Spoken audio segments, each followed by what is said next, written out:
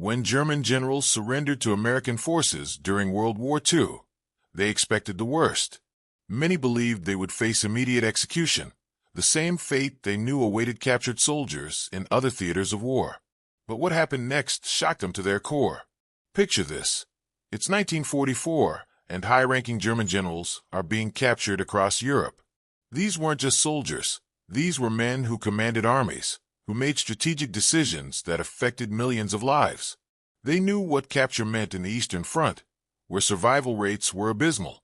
They knew how the Nazi regime treated enemy prisoners. They expected retribution. They expected revenge. They expected death. But the Americans had a different plan, one that would not only preserve these generals' lives, but would fundamentally transform their understanding of democracy and human dignity. Upon capture, German generals were sent to specialized camps in the United States, far from the battlefields of Europe. The 3 admirals and 40 generals in custody were sent to Camp Clinton and Camp Shelby in Mississippi. And here's what stunned them. Each general received his own private bungalow with a garden. Let that sink in. Private bungalows with gardens.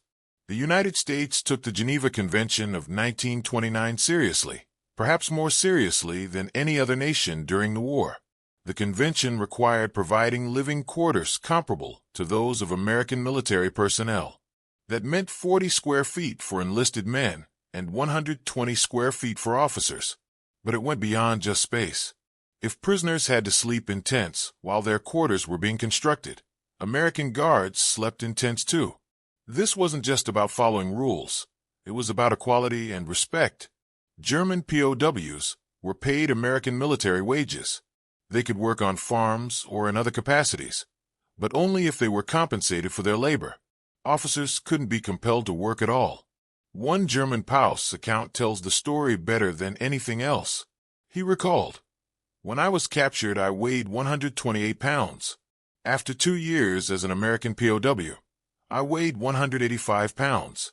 I had gotten so fat you could no longer see my eyes."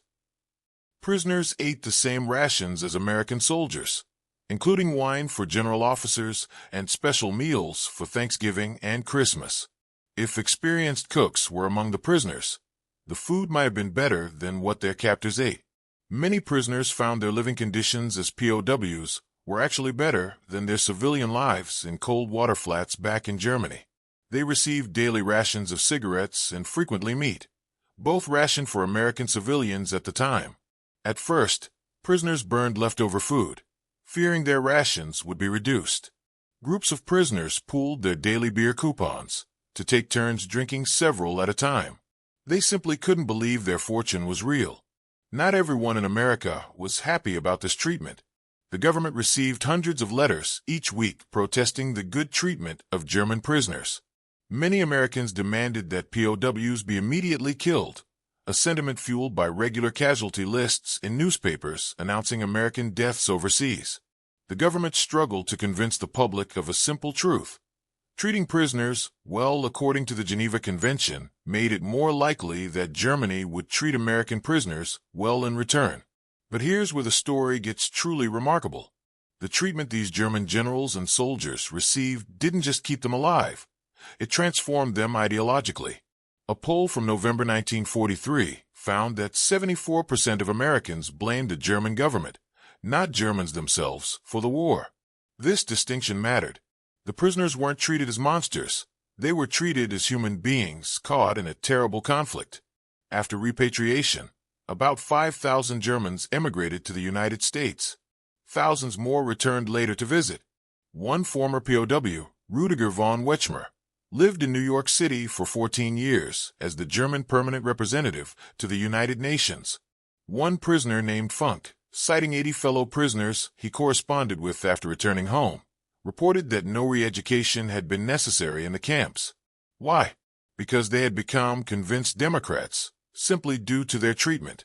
As World War II ended and the Cold War began, American intelligence officers realized the enormous value of these German generals, particularly those who had served on the Eastern Front and faced the Soviet Red Army firsthand. These generals had information about Soviet military capabilities, tactics, and industrial locations. The respectful treatment they received made many willing to share their knowledge and expertise with their former enemies. The contrast with other POW experiences during World War II was stark and sobering.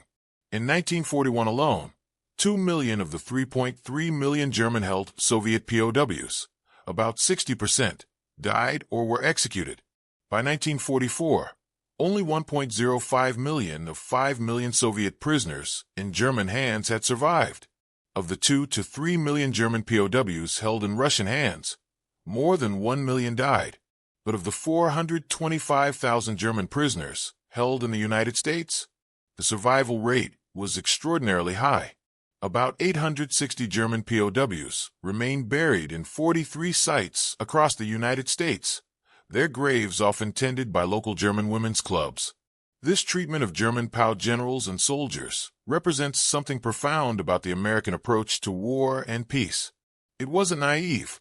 The United States still fought fiercely and held war criminals accountable. Generals who committed atrocities were tried and, in some cases, executed. But for the vast majority of prisoners, even high-ranking generals, the Americans chose a different path. They chose to demonstrate the values they claimed to be fighting for: human dignity, rule of law, and the possibility of redemption. Those German generals who walked into American custody expecting execution walked out years later as witnesses to democracy in action. They had seen firsthand that it was possible to wage war without abandoning humanity. They had experienced that enemies could become allies, that treatment according to law and decency wasn't weakness. It was strength. The bungalows, the gardens, the wine for Christmas dinner, these weren't just acts of kindness. They were investments in the future. They were demonstrations that a different kind of world was possible. And for many of those generals and soldiers, that lesson lasted a lifetime. The camps in the United States have been called by the Associated Press an all but forgotten part of history. But perhaps they should be remembered, not just as a footnote to World War II, but as a powerful example of how treating even your enemies with dignity can change hearts, minds, and the course of history itself. This is a story not just about war, but about the choices we make in the midst of conflict, and how those choices echo through generations.